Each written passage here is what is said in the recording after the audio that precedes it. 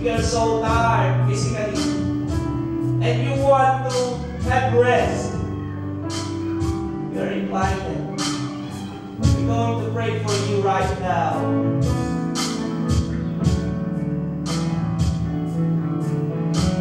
Lumapit ka dito sa harapan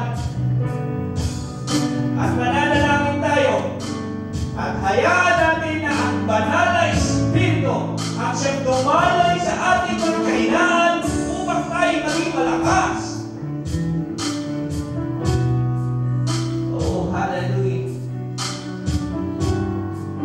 Sa pagkakataon na ito, kung ikaw naman ay gulo-gulo, hindi mo alam kung anong tamang direksyon ang gusto mong tahangin o ang dapat mong tahangin. Sa pagkakataon na ito, ikaw ay aking iimbitahan din upang maging malinaw ang daan at maging tiyak saan ka man magpunta. Nandoon ang Panginoon.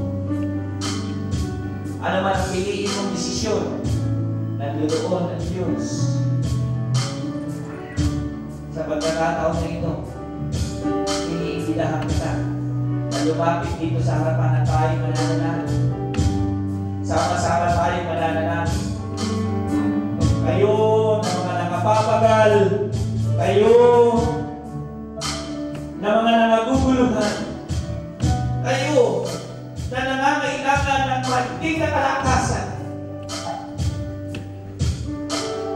kayo na nangangailangan ng katiyakan. Halika dito. Lumapit ka dito. At ikaw ay makakatanggap ng katiyakan sa Panginoon. O kahit ikaw ngayon ay may kasakitan, kung meron ka man sakit, ano man yan, gaano man ang kalala, manalangin tayo. Hayaan natin ng Diyos ang magpagaling sa iyo.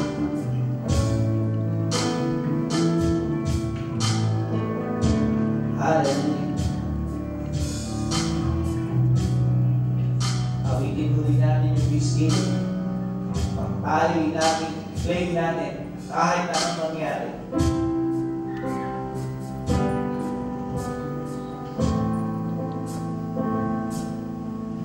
Awitin po natin yung buong puso ng kaluluwa.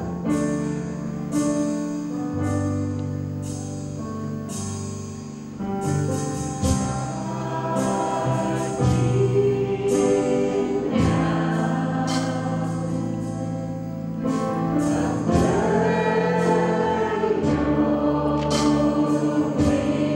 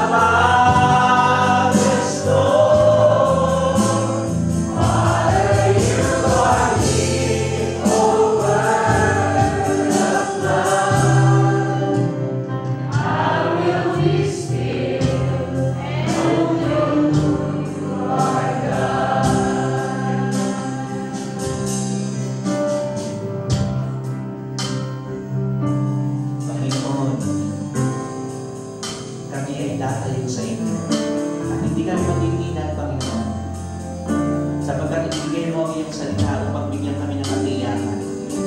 Gaano bang kalaki ang aming mga hinaharap na problema ng ilang Diyos. Hindi kami matitinag. Gaano bang kalakas ang bagyo, ang hangin ng ilang Diyos. Hindi kami matitinag ng ilang Diyos sapagkat alam namin na kasama ka namin. Ano man ang aming karanasan, ano man ang laban namin, Panginoon, tornado man yan ng ilang Diyos, we will be still. Dahil kilala ka namin, tiyak ang aming panahon. Tiyak ang aming pagmamahal mo sa amin ay hindi magbabago. Lord, we bless your name. We glorify your name. May all our brothers and sisters in here, O God, ingatan mo sila. Pagpalain mo ang bawat pamilya nila. Andalangin po namin, Panginoon, at dito sa Rotorua, Panginoon, manguna ang banal na Espiritu sa bawat Pilipino dito sa kilang Diyos. Sa pangalan ni Jesus na makapangyarihan sa lahat, na si Kristo ay para sa Rotorua, lalo na sa mga Pilipino, sa pangalan ni Jesus na makapangyarihan sa lahat.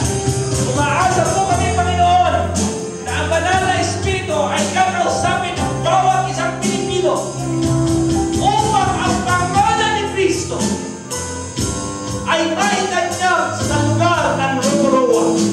Salamat! Umaasa po kami, Panginoon, na makakakita kami ng mga milagro sa kalagitnaan namin ng ilang Diyos.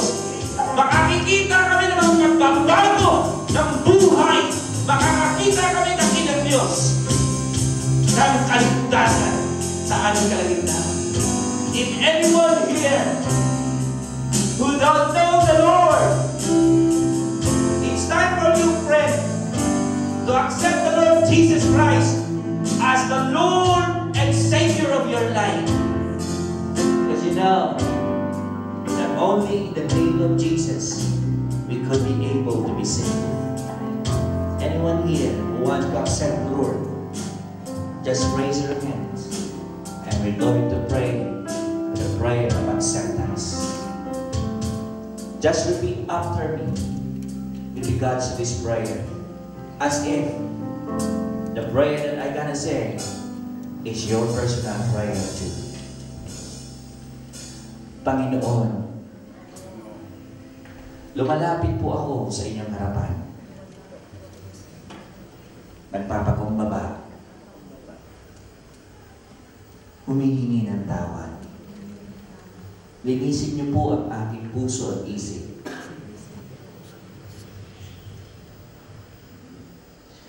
Buhos niyo po sa akin ang iyong banal na dugo upang ako'y maging malinis sa inyong harapan. Panginoon, binubuksan ko po ang aking puso at ikaw ay aking iniindahan bilang maging Diyos ko at tagapagligtas ng buhay ko. Panginoon, tinatanggap kita bilang Diyos tagapagligtas ng buhay. Ngayon po, Panginoon, pakisulat mo po ang aking pangalan sa aklat ng buhay ng Kordero. Ikaw na po ang aking nangyari, hindi na ako. Salamat. Ito po ang aking dalangin sa pangalan ni Jesus. Amen. To God all the glory. Amen. Let's give a clap of prayer.